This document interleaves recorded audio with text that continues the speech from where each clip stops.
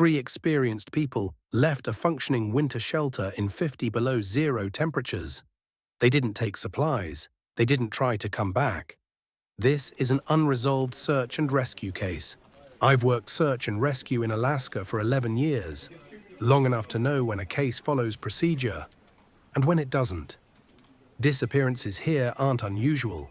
Aircraft go down in bad weather. Hunters miss scheduled check-ins. Hikers misjudge distance and cold. Most cases resolve to the same causes: weather, terrain, human decision-making under stress. In February 2 years ago, we responded to a case that didn't align with any of them. A personal locator beacon was active, registered, recently serviced, transmitting a stable signal. The campsite was intact, shelter anchored, supplies present. No signs of collapse or forced evacuation. There were no tracks suggesting panic, no evidence of pursuit, no indication the environment forced them out, which means leaving wasn't a reaction. It was a decision. And there is no protocol that explains why 3 experienced individuals would abandon a functioning winter shelter in 50 below zero temperatures and not attempt to return. Search and rescue doesn't operate on mystery. We operate on probabilities.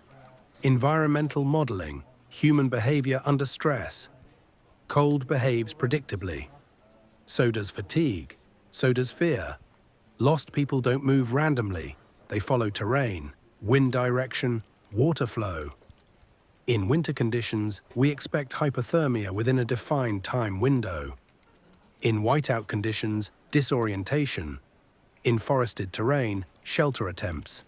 Near water, downstream movement. This isn't optimism, it's survival methodology.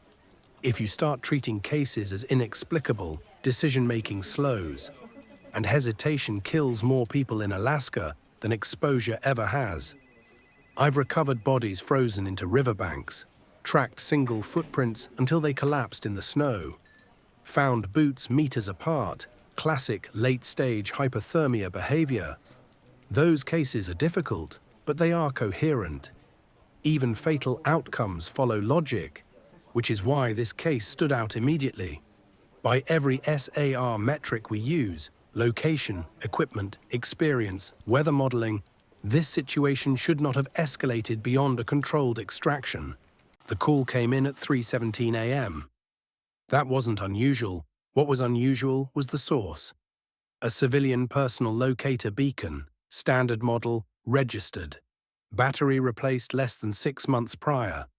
The coordinates placed it just east of the Alaska Range, a region classified by SR as low probability survival for February.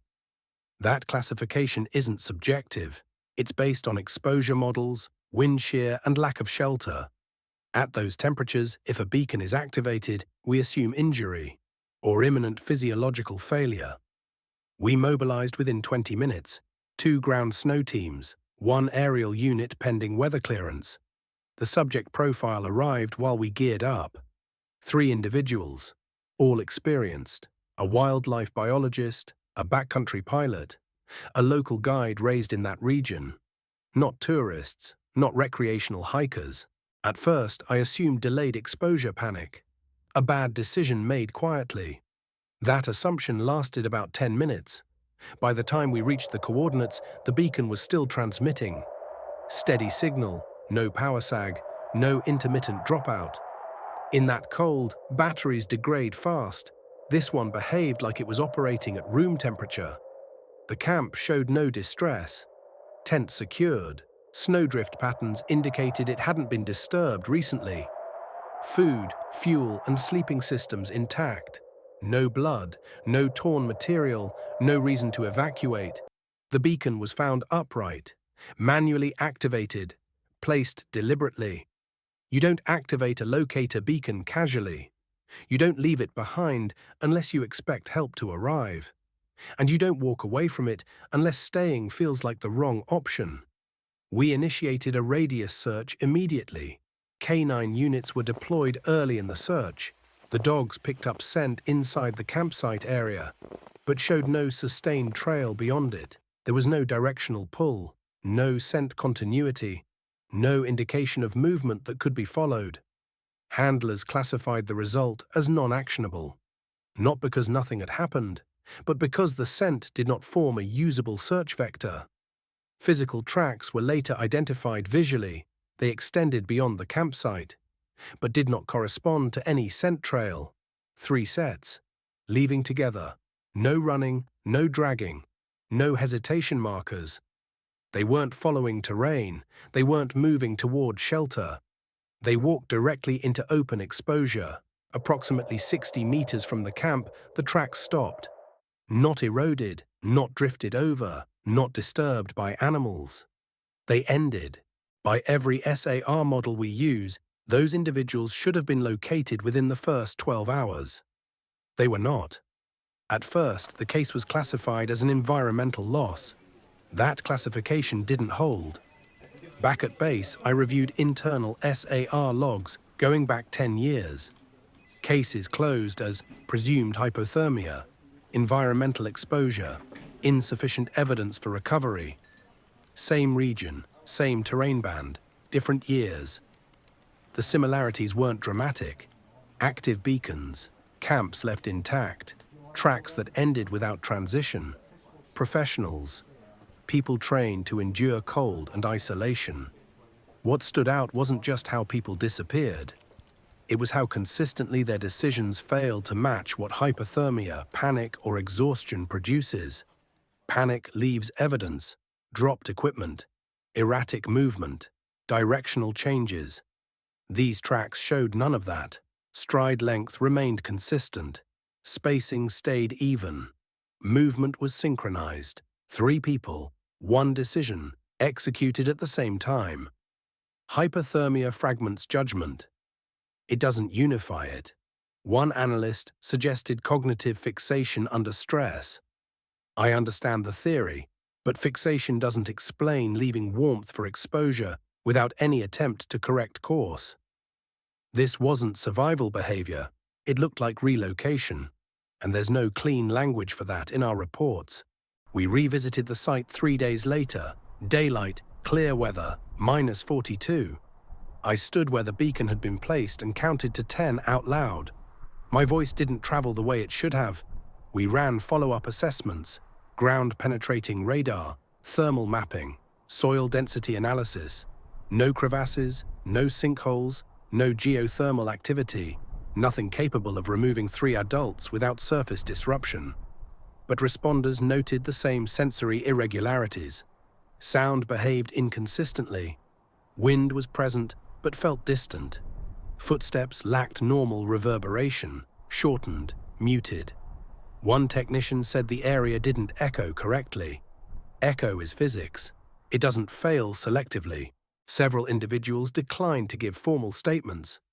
A bush pilot told me his altimeter stalled over that sector once. Not frozen, not malfunctioning, just undecided. A hunter described hearing his own radio transmission replay nearly a minute later. Same words, same cadence. A SAR responder admitted he felt an overwhelming urge to remove his gloves while operating there. No reason, no benefit. He didn't act on it. What bothered him wasn't fear. It was certainty. Weeks later, I reviewed the beacon data again. The activation timestamp did not match the last confirmed radio check-in. The beacon was activated after communication had already ceased. That violates standard usage. Beacons are activated during escalation, not after silence. I tried to rationalize it. Environmental stress, cognitive overload, a misjudgment amplified by isolation. Each explanation accounted for parts of the case. None of them explained the decision itself. Standing at that site later, what struck me wasn't danger, it was wrongness. And that isn't procedural. Search and rescue doesn't name myths. Internally, this region is flagged for overlapping anomalies, magnetic inconsistencies, weather model instability, navigation drift, human perception errors. None of these are extraordinary on their own. Together they create blind spots, places where reference points degrade, where experience stops helping. Some people call it the Alaska Triangle. I don't like the term. It explains too much. The case remains open. Official classification, unresolved. Internal notation, environmental anomaly. Unrepeatable. One line in the final log is redacted. No reason given. We never recovered the bodies. No equipment, no remains. The locator beacon battery failed 3 weeks later, exactly within its expected lifespan. I still work search and rescue. I still trust the cold. I still trust procedure. But there are places I no longer volunteer to operate in. Not because I'm afraid, because I don't trust what my judgment might decide there. Internally, this case is not treated as a disappearance. It is classified as a non-environmental influence event. There was no threat, no force, no direct interaction. Nothing that would trigger panic, only a shift in internal reference, where staying no longer registered as safe, and leaving did. Whatever caused it did not behave like a danger. It behaved like a correction.